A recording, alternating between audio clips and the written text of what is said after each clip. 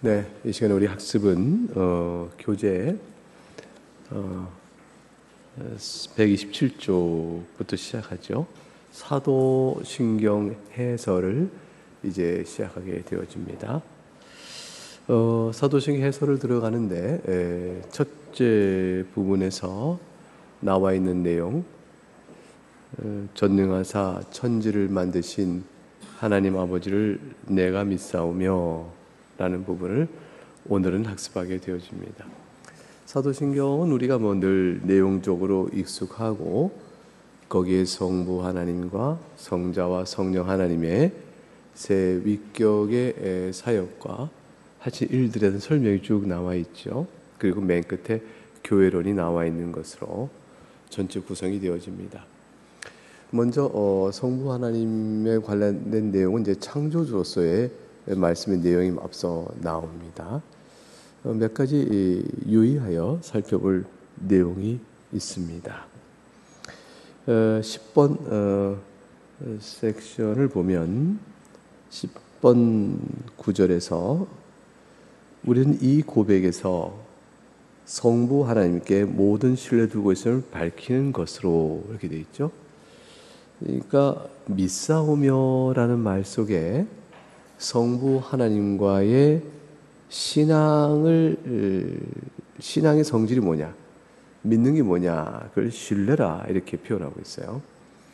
그러니까 하나님 아버지를 내가 믿습니다. 그것은 하나님 아버지를 제가 신뢰하고 의지합니다 라는 내용을 포함하는 거죠. 신뢰하려면 그분의 말씀에 대한 신실과 진실성에 대한 믿음이 있어야 되죠. 그리고 내가 신뢰하는 그분이 나를 대적하고 미워한다. 그럼 누가 그분을 신뢰하겠어요? 원수간이 아니고 아버지와 아들이라는 특별 관계를 전제로 해야 되죠. 그래서 아버지 되신 분으로 나를 사랑하신다라는, 나를 사랑하고 선대하신다는 분이란 하나님에 대한 고백이 있어야 신뢰관계가 되어집니다. 누가 원수하고 신뢰를 맺는 경우는 없으니까요. 그러므로 하나님 아버지를 내가 믿사오며라는 것은 하나님에 대한 신실한 말씀, 그리고 그분이 저를 사랑하신다는 내용, 그래야 나는 하나님께 붙어 있으므로 내가 살 길이 주어진다 라는 내용, 그래서 하나님께서 행하신 일을 찬송하고 감사하는 것, 이러한 내용으로 상호적 교류 관계가 있는 거죠. 인격적 관계, 그 전체 관계를, 그 인격적 관계의 성질의 심리적 바탕을 우리가 뭐라 하는 믿음이라고 하는 거예요. 이게 믿음이라고 해서 심리적인 것입니다. 그러나 그 심리적인 것은 행위적으로 열매가 나오게 되어 있는데, 그 행위적으로 드러나는 것 자체를 믿음이라고 하진 않아요. 행위는 행위인 것이죠. 그래서 믿음으로 의롭다함 받거나 믿음으로 하나님께 나아간다 할 때는 필연적으로 행위의 열매를 낳는 믿음이지만 행위로 하나님께 나아간다, 그리스도를 믿는다 이렇게 얘기하지 않죠. 믿음으로 되어진다. 그래서 이제 믿음이란 것은 신뢰라는 표현 속에 등장해요. 하나. 그다음 또 한 가지 주의할 점 뭐냐면 성부 하나님께라고 되어 있어요. 성부 하나님께. 그래서 우리는 사도신경에는 하나님 아버지, 근데 그 하나님 아버지를 이제 성부라고 이제 표현한 거죠. 이게 성부라고 표현할 때와 하나님 아버지라고 표현할 때는 사실은 같은 말임에도 불구하고 하나님 아버지에는 이중적 의미가 있을 수 있어요. 어떤 의미냐면 성부와 성자와 성령 삼위를 가리켜 말할 때는 우리가 하나님 아버지, 또 하나님의 아들, 또 성령 하나님 이렇게 말하기도 하죠. 그리고 하나님 아버지를 성부, 하나님 아들을 성자, 성령은 성령 이렇게 해서 표현하기도 합니다. 이게 삼위의 구별성을 잘 드러내는 표현들이죠. 그런데 하나님께서는 신성의 본질에 따라서도 우리에게 또한 아버지라 일컬음을 받으실 만한 분이셔, 받으셔요. 그러니까 하나님의 신성적 본질에 따라 행하시는 모든 일들은 사랑으로 선택하신 언약 백성을 향하여 하나님의 신성적 본질에 따라 행하시는 모든 일들이 우리에게는 아버지의 사랑으로 다가와요. 그래서 하나님 아버지는 일반적으로 본질 또는 존재론적인 의미에서의 하나님으로 우리를 대하실 때는 성부, 성자, 성령 삼위 가운데 성부만을 가리키는 하나님이 아버지가 아니고 삼위일체 하나님으로서의 하나님 아버지이셔요. 그래서 그냥 조금 신학적으로 말하면 존재적인 의미 또는 본질과 관련된 측면에서 하나님께서 우리에게 무엇인가를 행하실 때 그게 자비로움이든 선하심이든 오래 참으심이든 또 우리에게 지혜를 부어주시든 선대하시든 공의로 다스리시든 이런 모든 일들은 하나님의 본질 또는 그분의 악이 있는 고유한 특성에 따라서 우리를 대하시거든요. 이것은 성부, 성자, 성령의 차이가 없어져요. 그러니까 성부 하나님의 사랑이 성자 하나님께서 우리를 대하시는 사랑과 같고 성령 하나님께서 우리를 대하시는 사랑과 같아서 성부, 성자, 삼위의 하나님께서 우리를 사랑하신다 할 때 사랑은 신성적 사랑이거든요. 그 사랑의 본질에 따라 행하신 일을 통하여 우리가 하나님을 생각할 때 아버지와 같으시다라고 말할 때는 이제 하나님 아버지가 본질적 측면에서 존재적 측면에서 세 하나님 모두 삼위일체적 하나님으로서 우리의 아버지시다라고 말할 수 있어요. 그런데 이제 호칭, 고유한 이름으로 하나님 아버지라고 이렇게 특정하여 지칭한다면 그때는 본질로서의 신성에 따른 삼위 하나님을 종합적으로 통괄적으로 삼일체 하나님을 말하는 것이 아니고 고유한 이름으로서 구별하여 말할 때는 성자가 아니시고 성령이 아니신 성부 이렇게 되어져요. 그래서 위격적 구별에 따라서 성부 하나님이란 고유한 이름은 성자나 성령이 아니요 성부께만 돌아가야 되는 것이죠. 그럴 때는 아버지 하나님은 오직 성부만을 가리킨다 이렇게 할 수 있어요. 그래서 아버지 하나님이 신성적 본질에 따라서 존재론적으로 우리를 대하시는 모든 관계에서 누려지는 아버지의 사랑, 아버지와 같이 우리를 대하시는 것, 그럴 때는 우리가 모든 삼위를 다 하나님 아버지라고 말할 수 있으되 그러나 삼위 하나님의 위격의 구별에 따른 고유한 이름으로서의 성부는 오직 성자, 성령 구별되시는 그분, 제1격 하나님에게만 아버지 하나님 이름이 돌아간다. 그러면 그 이중적 표현들을 우린 성경에서 읽을 때 여기서는 하나님 아버지와 이것은 모두를 가리키는 하나님으로서의 하나님 아버지시구나. 또 여기서는 이거는 성부를 가리키는 하나님 아버지구나. 그러니까 구별해 보시면 돼요. 그러니까 하늘과 땅의 모든 족속에 이름을 주신 하나님께서 이렇게 말할 때는 그 하나님 아버지께서 이름을 주셨으니 이럴 때는 그때는 이제 성부만의 일이 아니고 하나님으로서 하는 성삼위 하나님, 하나님의 존재적 의미의 하나님 아버지시다 이렇게 보면 되고, 그러나 예수 그리스도께서 나의 아버지여 너의 아버지, 내 아버지께 기도하노니 이럴 때는 이제 성부 하나님을 위격적 구별에 따라 고유한 이름으로서 성부 하나님을 가리키고 있는 것이죠. 그럼 창조 사역은 어떻게 되느냐? 창조 사역은 성부와 성자, 성령, 하나님의 신성적 능력에 따른 사역이 아니냐?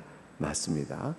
그런데 왜 전능한 천지를 만드신 하나 아버지를 내가 믿사오며, 그리고 또 그 외아들 우리 주 예수 그리스도 믿사오니, 이렇게 해서 성자 뒤에 맨 성령을 믿사오며 또 나오니까 성자와 성령과 구별되는 성부로서 창조하신 하나님을 어떻게 말하느냐, 이렇게 질문할 수 있죠. 왜냐하면 창조 사역은 신성의 능력에 따른 사역이니까 성부에게만 고유하게 적용되는 것은 아니지 않은가, 이런 질문을 한다면 신학적 사고력이 뛰어나신 분인 거죠. 맞습니다. 그 질문은 아주 예리하고 좋은 질문이에요. 성삼위일체 하나님의 사역은 분리되지 않는다라는 것이 신학적으로 굉장히 중요한 명제입니다. 그 라틴어로 오페라 트리니타티스, 삼위일체 하나님의 오페라 더 웍스, 일들은 순트 인디비사, 그래요. 분리되지, 분할되지 않는다. 그러면 그 아드 익스트란 말이 붙여야 돼요. 그래서 대외적으로, 즉 피조계를 향하여 하나님이 아니신 나머지 것들을 향하신 일에 있어서 이게 아드 익스트라예요. 그러니까 그렇게 되어진다면 창조라는 것은 피조물들이거든요. 그러니까 창조하신 일들은 성부, 성자, 성령 삼위 하나님께서 하나님의 신성의 능력으로 행하신 것이니, 창조를 통하여 하나님 아버지라고 부를 때는 신성을 통한 일이니 성부, 성자, 성령 하나님께서 다 하나님 아버지라고 일컬음 받거나 아버지와 같은 일을 하신 거예요. 그런데 왜 위격상 고유한 이름인 성부에게로 적용하여 사도신경은 첫 줄에 전능한 천지를 만드신 아버지 하나님이라고 말하는가? 분명히 성부를 가리키는 걸 해석해야 되거든요. 다 성자, 성령, 왜 그러는가? 거기에는 좀 더 신학적 설명이 필요한데, 성부 하나님에게 창조 사역에 관한 모든 일을 하신 하나님의 대표성을 돌려드려서 그래요. 그래서 하나님께서 천지만물을 지으셨습니다 라고 말하면서 그 하나님을 성부에게로 위격적 대표성을 올려드리는 거예요. 근데 성부 하나님께서는 이 천지를 지으실 때 성경을 통해 보면 성자 하나님으로 말미암아 성령으로 창조하시거든요. 그렇게 표현되고 있는 말들은 성부 하나님께서 성자와 성령과는 별개로 홀로 단독하여 창조하셨다라는 뜻이 아닌 걸 말하는 거죠. 성부 하나님께서 창조하실 때 성자로 말미암아 성령의 능력으로 성령 안에서 창조하셨다. 그러니까 삼위일체의 협동적 동일 사역의 내용을 같이 포함하고 있어요. 물론 우리로는 주체는 성부요, 성자 하나님으로 말미암아 그를 통하여 성령의 능력으로 성령 안에서, 그러니까 세 위격이 각각 주체, 수단, 무슨 또 뭐라고 할까요? 뭐 이렇게 뭐가 좀 역할이 나눠진 것처럼 보이지만, 이거는 위격상의 관계를 가지고 성경에 나온 표현을 끌어 신학적으로 말하는 것이지, 실제 창조 사역에서 세 분의 위격이 분할 사역을 하고 있는 것은 아니에요. 분할 사역이라는 게 있을 수가 없어요. 왜 그러냐면, 조금만 생각하면 알아요. 왜냐하면 성부 하나님도 완전하신 하나님이요, 전능하신 하나님이요, 지혜가 크신. 근데 그 완전한 지혜, 완전성에 있어서 능력과 지혜가 완전하신 성부 하나님처럼 성자 하나님도 역시 신성에 따라 능력과 지혜가 완전하시거든요. 여기 분할이 있을 수가 없어요. 역할 분할이라는 게 그런 개념이 있을 수 없어요. 신성에 따른 일은 완전히 동일하게 함께 하시는 일인데, 성경적 표현으로 세 위격이 있으므로 이 사역을 설명할 때 성부께서 성자로 말미암아 성자를 통하여 성령의 능력으로 행하신다, 이렇게 언어적 제한 때문에 우리는 설명하는 거죠. 이 언어적 제한성이 주체를 성부에게로 돌리니 결국 창조 사역의 대표적 위격을 성부에게로 설명하는 거예요. 그래서 성부께서 창조 주시다, 이렇게 말을 해요. 그러나 그럼 예수님은 그럼 피조물이냐? 그거 아니에요. 예수님도 창조주 하나님이세요. 성령 하나님도 창조주 하나님이세요. 그러나 창조 사역의 대표성은 성부께 돌려드린다.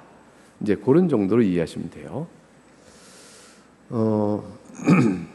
근데 거듭 말씀드리지만 이렇게 되어질 때 성자 하나님이 성육신하는 것은 위격의 사역이지 신성의 사역이 아니에요. 성육신은 신성의 사역이 아니라 위격이 제2 위격이 성육신하는 일이에요. 물론 이 일 자체의 가능성은 하나님이 어떻게 사람이 또한 되시냐는 가능성은 하나님의 능력과 지혜 안에서 이루어지는 일이지만 따라서 성부께서 성자 하나님이 사람이 되시는 일, 성령께서 성자 하나님이 사람이 되시는 일에 다 같이 참여 관여하셔요. 신성의 능력에 따라서. 그러나 사람이 되시는 일 자체는 성자 하나님 그분만의 위격의 일이에요. 왜냐하면 사람 되는 일 자체가 신성의 결과물이거나 그것이 아니니까 그 위격에 담당하신 일이거든요. 그래서 이제 성부, 성자, 성령께서 한 하나님이시니 성자 하나님이 사람이 되신 것은 성부 하나님이 하나님 되신 거고 똑같다 이렇게 말하면 절대로 안 되는 거죠. 그건 틀린 말입니다. 그건 위격의 성육신이시다. 신성의 성육신이면 모두가 하신 일이에요. 아시겠죠? 성부, 성자, 성령. 만약 신성이 하나님의 본질이 사람이 되셨다 이렇게 되면 그러면 성부, 성자, 성령 모두가 다 사람이 되신 게 돼요. 그 이상한 일이 벌어지죠. 세 사람이 등장하는 거예요. 그러면 뭐 마리아가 뭐 새 쌍둥이를 낳아야 되는 거예요. 뭐 이 말이 안 되는 버릇이죠. 그죠? 이건 상상 자체가 발칙해요. 아주 망령되는 거죠. 그게 아니고 신성이 성육신한 것이 아니라 위격이 육신, 인성을 취하신 거란 말이에요. 인성을 취하셨어요. 그리고 사람이 되신 거기 때문에 그분만이 성육신한 거죠. 그 성육신 사역은 성부와 성령께서 하실 일이 아니에요. 창조는 신성에 따라 하신 일이기 때문에 성부께서 주체로 대표되시지만 성자, 성령께서 다 같이 참여하십니다. 공동사역이다. 이렇게 이해하셔야 되겠습니다. 이제 길게 설명하였으나 그러나 이 가름이 굉장히 중요합니다. 이걸 혼돈하여 수많은 목사님이란 분들이 이단을 따라갔으니까요. 그래서 성부 순환선행을 다 믿었어요. 하나님께서 십자가 달리신 분은 하나님이시다 그런 거예요. 예수님은 하나님 신성에 따라 하나님이시죠. 그러나 십자가 달려 죽으신 죽음은 인성에 따라 당하신 고난인데 그거를 하나님이 달리셔 죽어서 하나님 죽으신 것이다. 신성이 죽으셨다. 뭐 이런 식으로. 그거를 그 말이 맞다고 믿고 따라간 사람이 있어요. 예수님 하나님이시니까 하나님 죽으신 것이다. 하나님 뭐가 죽으셨나? 신성이 성부께서 죽으셨다. 예수님은 하나님이시다. 예수님이 죽으셨다. 그런데 하나님은 또한 성부시다. 그러니까 성부가 또 하나님이시고 예수님도 하나님이시니까 성부께 죽으신 것이다. 그 성부순환설 이걸 초대교도 따라간 사람이 있었어요. 이게 지금 20세기 와서 그렇죠. 일부 지방에서 굉장히 많은 목사를 모아놓고 이단이 강의하고 옳다고 듣고 그래서 내가 이제 이 신비를 풀었다는 엉뚱한 소리 하는 분들이 무지무지 많았어요. 이단은 왜 그런 사람을 많이 모으는지 모르겠어요. 우리는 이렇게 얼마 안 모이는데 왜 그런지 모르겠어요. 그랬어요. 제가 좀 설명을 잘 드린 거거든요. 이 설명이 너무 재밌다, 너무 좋아, 다 이해하는데 좀 그렇구나 하고 이게 이 흥분과 감격에 사람들이 많이 모여들어야 되는데 이상한 소리 하면 다 솔깃해 듣고 모이고 그래요. 자, 이 한 줄 갖고 길게 첫 문장을 설명했는데 오늘 어쨌건 10번 세션은 끝나야 되지 않겠습니까? 섹션은. 그래서 우리는 그분을 우리들 자신들과 무릎짐을 받은 모든 만물의 창조로 인정하는 것이다. 창조주로 인정한다는 것은 그 다음에 말씀, 지혜, 곧 성자 이렇게 되어 있죠. 성자 하나님은 말씀이요 로고스 지혜로 가리킴을 받는데 지혜로 곧 성자로 그의 능력 곧 성령으로 이루어졌다. 그러니까 바로 칼빈이 뭘 이어붙였어요? 단독 사역이 아니다. 이 말은 말씀인 것처럼 신성의 능력으로 행한 성삼위 하나님의 공동사역이다 라는 신학적 진술을 이렇게 표현하고 있는 거예요. 이 말의 의미가 뭔지 설명을 드린 겁니다. 그리고 그 다음 얘기를 잘 보세요. 한번 이루신 일을 지금도 유지, 보양, 활동케, 보존, 그리고 선하신 능력하고 만물이 즉시 허물어지고 또 물어 떨어지기도 하는 것을 피하게 하신다. 만드는 창조물이 계속 유지되고 보양되어지고 그 안에 있는 제2 원인들, 피조계에 작용하는 자연 원리들이 활동하도록 하시고 끝까지 보존하시고 선한 목적을 이루어가는 모든 작정의 뜻을 실행하시는 일들, 이 일들을 행하신다. 창조 이후에 즉각적으로. 이 말 무슨냐면 이 전체 내용을 우리가 두 글자로 뭐라고 말해요? 섭리죠. 섭리. 그러니까 창조와 섭리는 다른 것이에요. 섭리는 그 활동케 한다. 만드신 창조물들이 만드신 원리에 따라서 활동하는 일들을 하나님이 다 있게끔 하셔요. 그러면서 하나님 뜻을 이루어 가셔요. 그러니까 만들어진 만물들 각각이 행하는 활동의 원리는 결코 그 자체, 활동하고 있는 자연 자체를 있게끔 하는 게 아니에요. 있음으로 작용되는 거예요. 그러니까 존재함으로 작용되는 활동의 원리지 그 활동의 원리가 자기 자신을 존재케 하는 게 아니에요. 존재케 하는 건 뭐죠? 창조예요. 창조. 그래서 진화론이 틀린 거예요. 진화론은 만물 자체를, 만물에 있는 자연의 활동 원리 자체가 이 만물을 생성하고 만들어냈다고 얘기해요. 엉터리예요. 그거 아니에요. 사람을 만드는 게 자연 원리가 아니에요. 사람은 창조 때 하나님 만드신 거예요. 만물의 각각에 속한 사물들도 주께서 창조 때 만드신 거예요. 그러니까 이건 다 섭리일입니다. 섭리. 그런데 그 다음 달아볼까요? 우리가 하나님 아버지를 전능하시며 만물의 창조라고 바를 때 이제 신앙 고백이에요.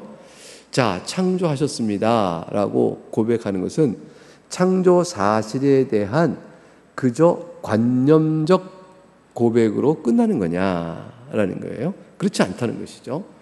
창조주 하나님을 고백합니다 라고 할 때 우리가 신뢰라는 말을 첫 문장에서 봤죠. 신뢰한다. 그런 인격적 상호관계라고 그랬어요.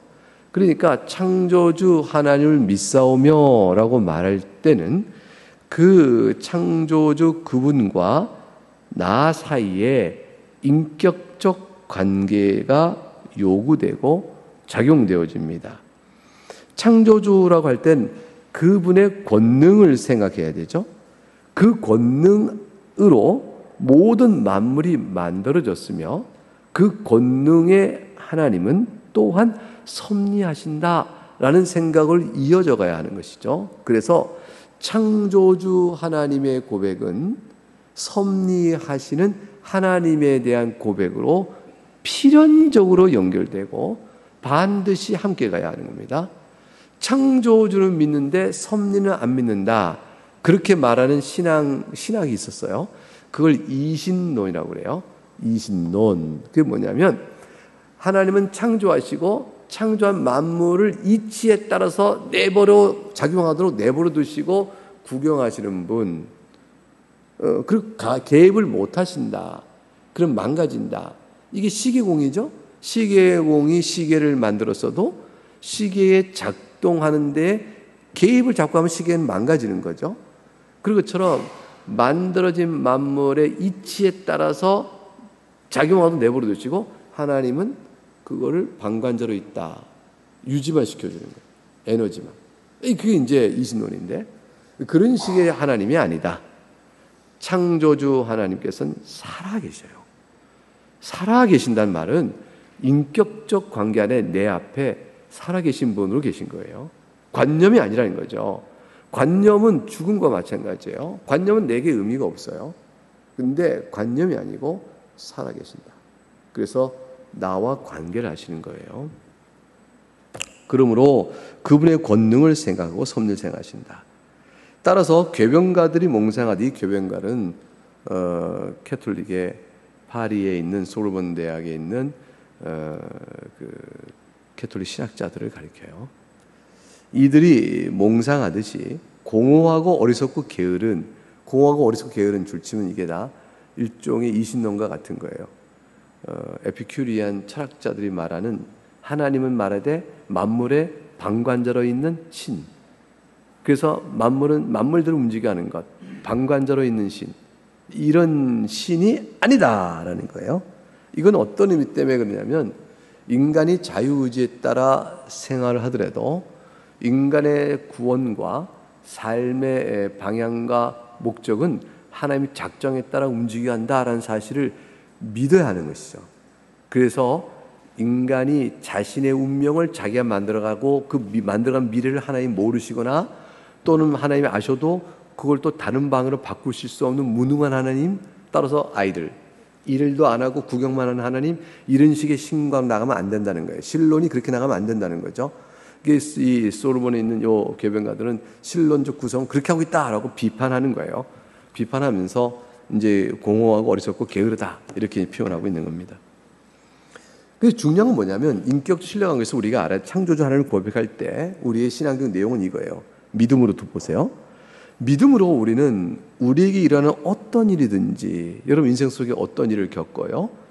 여러분이 경험하고 있는 그 어떤 일이든지, 혹시 그게 너무 행복해, 너무 좋아, 아니 너무 슬프고 아파, 너무 괴롭고 순경이든 역경이든, 순경과 역경, 좋은 일은 나쁜 일이든 이런 거죠. 너무 힘든 일이든 몸에 속한 것이든 영에 속한 것이든 그 어떤 일이든지 다 누구로부터 온다? 창조주 하나님께서 만물을 만드시고 또한 섭리하시니 그분에게서 온다는 믿음을 갖고 신뢰해야 된다라는 것을 신앙적으로 필연적으로 요구하게 된다는 거예요. 이게 창조주 하나님을 믿사오며 라고 말할 때는 섭리하시고 다스리는 그분, 내가 인생 경험하는 모든 일이 순경이든 역경이든 행복한 일이든 슬픈 일이든 그 어떤 일이 다 하나님께로부터 오는 거구나 라는 사실을 받아들이고 인정하고 그리고 하나님께 나가는 것, 그런 신앙이 창조주 하나님에 대한 고백 속에서 요구되고 필연적으로 따라오는 것이다. 이게 이제 인격적 관계죠. 그래서 살아계신 하나님인 거예요. 내 앞에서. 이거 믿어야 돼요. 이게 정말 믿음이죠. 이거 없으면 무슨 믿음이에요? 관념이지. 철학적 관념이죠. 아니, 철학적 관념이도 정치 이데올로기가 되어지면 사람이 목숨을 버리잖아요. 정치적 신념을 위해서. 이게 살아있단 말이에요. 근데 하물며 신앙 안에 살아계신 하나님은 관념적 종교관념이 아니고 실체로서 살아계신 존재 그 자체거든요. 우리는 사실 그분을 위해서 존재하고 있는 거고 하나님은 존재 그 자체신데 그분 앞에서 이걸 인정하냐 하면 되죠. 단 죄는 예외예요. 죄를 하나님께로부터 온다 하여 하나님께 죄의 책임을 돌릴 수 없다는 거예요. 죄란 문제는 나중에 뒤에 가면 설명되지만 어렵죠. 죄의 책임은 전부 우리에게 있어요. 근데 죄에 대한 행위는 하나님이 있게끔 해서 있어요. 그러니까 제가 어떤 다른 사람에게 악을 행해요. 그 악을 행하는 행동의 책임은 전부 저로부터 와요. 그러나 악을 행하는 행위 자체를 하나님께서 있게끔 하지 않으셨다면 나는 행할 수가 없죠. 내가 무슨 창조주가 아니고 내 스스로 존재한 자가 아닌데 내가 행하는 모든 행위에 대한 이 일들은, 이 존재 활동은 하나님이 창조로서 있게끔 해야 하는 거예요. 하나님이 있게끔 하시는 그 일에 있어서 내가 존재 활동을 하되 존재 활동이 죄냐 아니냐 선이냐를 결정하게 된 책임의 소재는 나한테 있다는 거예요. 왜냐하면 죄라는 것은 관계적인 거거든요. 하나님 앞에서 내가 어떤 관계성을 가지고 그 존재 활동을 하냐에 따라서 존재 활동이 죄냐 아니냐가 드러나요. 사람을 죽이는 일이 하나님의 관계성 안에서 옳은 일일 수 있어요. 그때는 살인이라는 존재 활동이 의예요. 칭찬받아요.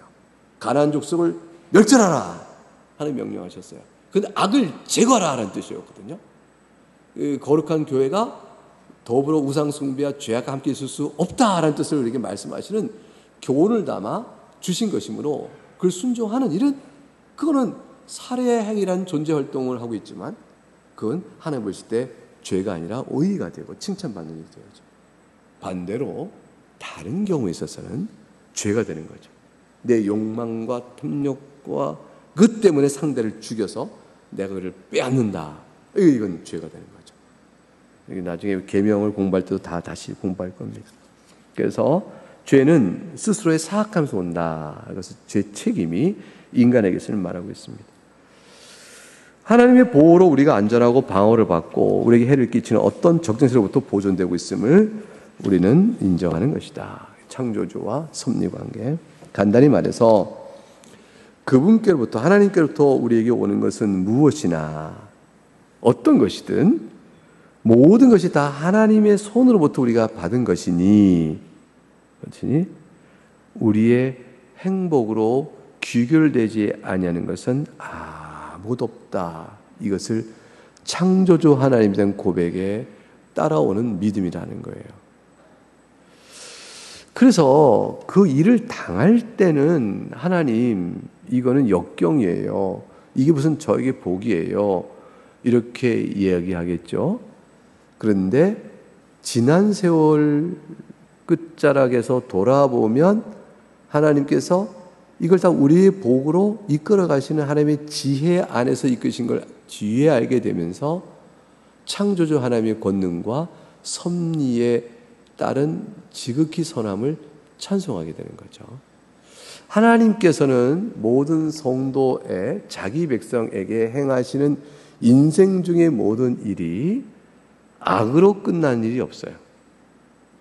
그러니까 우리에게 있어서 하나님, 이거는 하나님 저에게 악을 행하신 겁니다 라고 판단될 만한 일로 끝난 일이 없어요.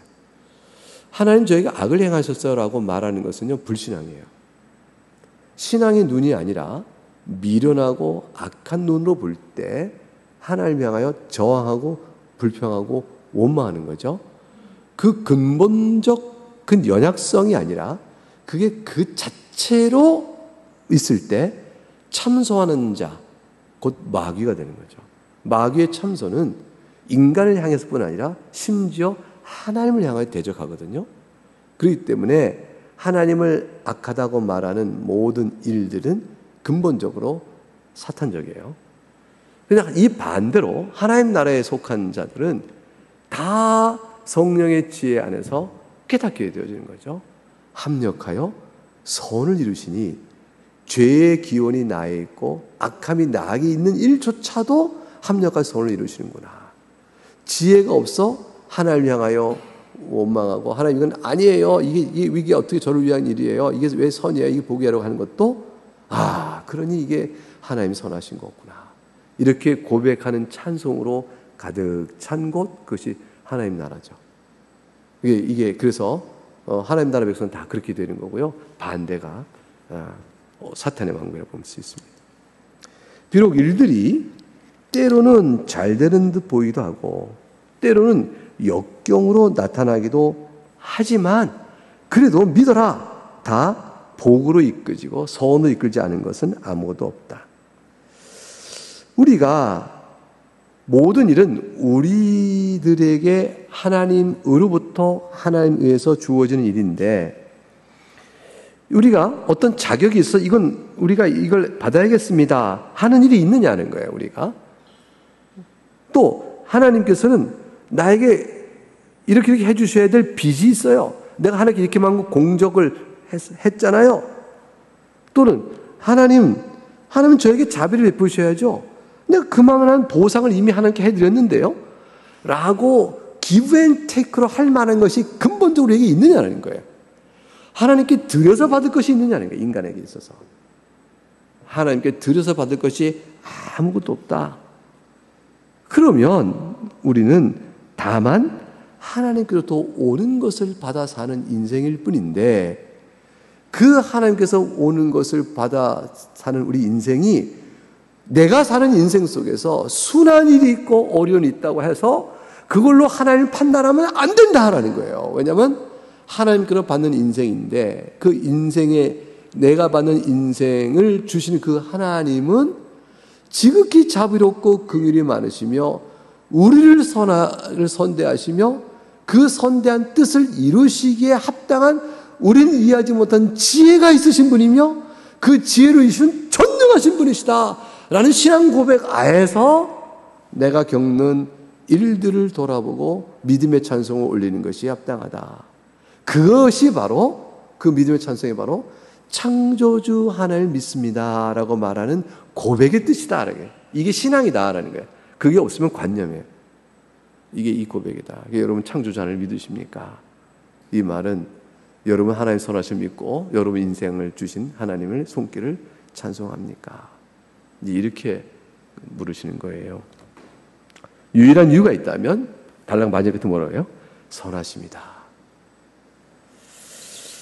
그래서 우리는 따라서 창조 하나님을 믿는 사람은 항상 감사를 잊지 않아야 된다. 감사해요. 우린 감사를 드리는 게 창조 하나님에 대한 신앙과 무슨 관계가 싶잖아요? 이게 이렇게 연결되는 거예요. 필연적으로. 하나님께 감사를 잊는 사람은 창조주 하나님을 잊고 사는 사람과 똑같은 거예요. 그러니까 말하자면 피조물의 본본을 벗어난 거죠. 하나님께 대한 감사를 잊고 산다? 피조물의 본본을 벗어났다. 생각하시면 돼요. 그러므로 우리 마음으로 깊이 생각하고 입으로 선포하며 할 수 있는 대로 찬양을 올려야 한다. 우리 마음속에 늘 하나님을 생각할 때마다 찬양과 감사가 늘 끊임없이 흘러져 나와야 한다. 그런 아버지를 감사하는 경건과 그 다음 burning love, 타는 듯한 사랑이에요. 가슴이 하나님에 대한 사랑으로 막 타올라야 돼요. 종교와 그를 섬기는 데 전념하며 또 매사에 그를 높여야겠다. 오늘 1계명, 오늘 예배 때 들을 설교 내용이 바로 요거예요. 딱 요 부분이에요. 근데 우리가 그러하지 못하죠. 이 당위적인 마땅한 신앙적 요구 안에서 우리가 실패자로 있죠. 어떻게 하면 좋아요? 뿐만 아니라 모든 역경들까지도 조용하고 화평한 마음으로 받아라. 역경을 어떻게 조용하고 화평한 마음으로 받을 수 있어요? 거칠고 파도치고 끊임없는 불분과 불안과 요동 속에 있을 수밖에 없는데 화평? 조용? 이것은 뭐예요? 행복하거나 복될 때 갖는 마음이잖아요. 편안하고 좋을 때. 아, 너무 편안해. 난 너무 좋아. 하나님께 너무 감사해. 이 화평과 조용한 마음은 좋을 때 있는 일이지 역경이 어떻게 나와요? 모순적, 인간 심리적으로 불가능한 것 같은 거예요. 근데 역경만을 바라보면 그럴 수 없어요. 괴로움이에요. 근데 역경 너머를 바라봐야 되는 거죠. 이걸 주시는 하나님, 손이, 그분의 손, 하나님의 섭리, 그리고 그 역경이 괴롭게 하고 억누를지라도 그 너머에 있던 하나님의 구원의 손길, 나를 향하여 참된 안식을 주시는 하나님의 구원의 손길을 믿고 어떤 일이 마지막에 일어나든지 의심하지 마라. 우리 죽음의 순간이 어떻게 다가오든지 이 사실을 의심하지 마라. 여러분, 우리 죽음의 순간이요, 장수의 복을 누리다가 노년의 기력이 닿아요 하고 세상 떠날 수 있죠. 죽음의 고통도 없이 자다가 기력이 없어서 이럴 때는 선하심을 찬송할 수 있대. 만약 원수의 칼에 죽게 되거나 예기치 않은 사고로 죽거나 준비도 안 돼 있는데 큰 질병이 들어서 바로 한 달 후에 죽어야 되는 상황이 되거나 내가 온갖 불행이 나에게 다 오게 된다면, 그런다면 우리가 어떻게 되겠어요? 그 마지막 순간이 어떠하든지 의심하지 마라. 뭐를요? 하나님의 섭리 저 너머의 손길에 자유로우신 하나님을 믿지 마라. 자유로우신 하나님의 믿음을 잃지 마라. 그 너머의 구원은 뭐냐면 영원한 안식이에요. 참된 기쁨의 안식. 이 행복의 안식을 기다리며 살아야겠다. 이것이 전능하사 천지를 만드신 하나님 아버지를 내가 믿사오며라는 창조주 신앙의 실존적 인격적 관계 누리는 믿음이다라는 거예요. 여러분의 믿음은 어떠십니까? 여러분이 창조주 하나님을 믿는 것은 무엇이었습니까? 오늘 이 해설은 우리에게 이 질문 앞에서 겸비하게 합니다. 기도하겠습니다.